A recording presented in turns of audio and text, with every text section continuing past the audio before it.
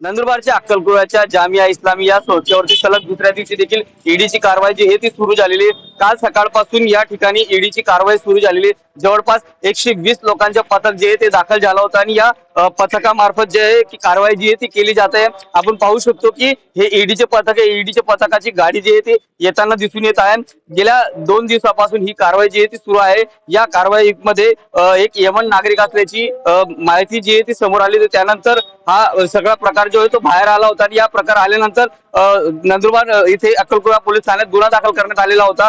त्यानंतर या प्रकरणामध्ये भाजपाचे नेते किरीट सोमय्या यांनी एंट्री घेतली होती आणि या भाजपाचे किरीट सोमय्या यांनी अनेक दस्तावेज जे आहेत ते राज्याचे गृहमंत्री आणि मुख्यमंत्री देवेंद्र फडणवीस यांना दिले होते. तर ईडीच्या कार्यालयात देखील या विषयाचे सगळे दस्तावेज जे ते दिले गेले होते आणि या संस्थेला विदेशी फंडिंग होत असल्याचे आरोप जो आहे तो किरीट सोमय्या यांनी केले होते. अनेक आरोप जो आहे ते किरीट सोमय्या यांनी केले गेले होते. त्यानंतर ईडीने या ठिकाणी छापेमारी केलेली. सलग दुसऱ्या दिवशी देखील या ठिकाणी कारवाई जी आहे ती ईडीच्या वतीने केली जात आहे. आणखी किती दिवस ही कारवाई सुरू राहणार आहे हेच पाहणं महत्वाचे ठरणार आहे. मात्र या कारवाईमुळे कुठकुठे धागेदोरे जे आणि कुठलं कनेक्शन जे आहे ते समोर येणार हेच पाहणं महत्वाचे ठरणार आहे. गेल्या 2 दिवसापासून सुरू असलेली कारवाई आता या कारवाईमधून कुठल्या कुठल्या गोष्टी आणि कुठले कुठले विषय जे आहेत ते बाहेर येत असतात आणि यात कोण कोण निवडून आले या सगळ्या गोष्टी आता पाहणं तितकंच महत्वाचे ठरणार आहे.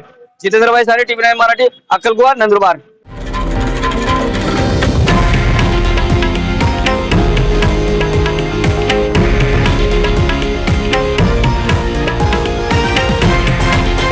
हे आहे देशातील नंबर 1 न्यूज नेटवर्क आणि आपण पाहत आहात टीव्ही 9 मराठी, एकमेव.